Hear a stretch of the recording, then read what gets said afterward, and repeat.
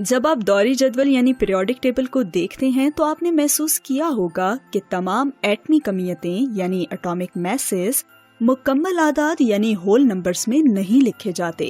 عناصر یعنی elements neutrons کی قدرے مختلف تعداد کے ساتھ موجود ہو سکتے ہیں. ہم ان کو ایلیمنٹس کے ہمجا یعنی آئسوٹوپس کہتے ہیں. یہ خاص طور پر بھاری ایلیمنٹس میں عام ہے، لیکن ایک ہلکے ایلیمنٹ کی مثال کلورین ہے.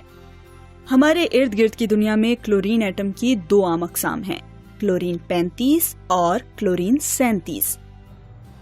اگر ہم نے کلورین گیس کا نمونہ لیا تو ہم دیکھیں گے کہ یہ تقریباً 75% کلورین 35 اور 25% کلورین 37 کا بنا ہوتا ہے. ویسے تو کلورین کے دوسرے آئسوٹوپس بھی ہیں، لیکن یہ دونوں سب سے زیادہ عام ہیں.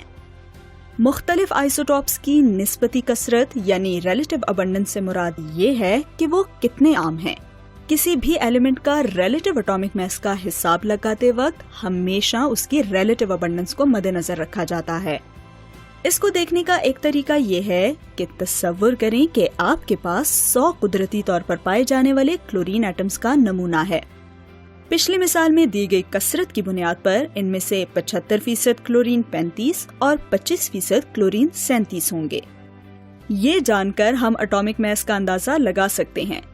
دوسرے الفاظ میں اوسط ایٹمی کمیت یعنی ویٹڈ مین اٹامک میس.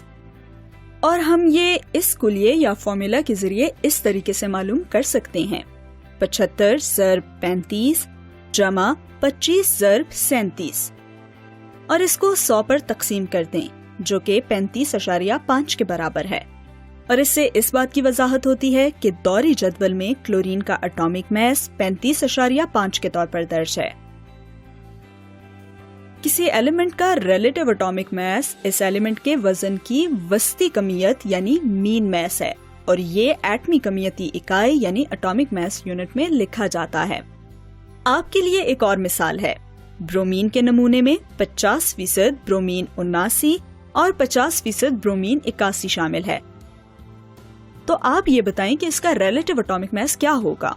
ویڈیو کو روکیں، شاید آپ فوری طور پر اس کا جواب دے دیں گے. اگر نہیں تو کلورین کی مثال کی طرح اس کا جواب دیجئے. جی، تو جواب ہے 80. ایلیمنٹ کا تفصیلی دوری جدول یہ ظاہر کرتا ہے کہ زیادہ تر relative atomic masses whole numbers میں نہیں ہیں. یہ سب ایلیمنٹس کے قدرتی طور پر پائے جانے والے آئسوٹوپس کی وجہ سے ہے. تو خلاصہ یہ ہے کہ کسی ایلیمنٹ کا ریلیٹیو اٹامک میس اس ایلیمنٹ کے آئسوٹوپ کا ویٹڈ مین میس ہے.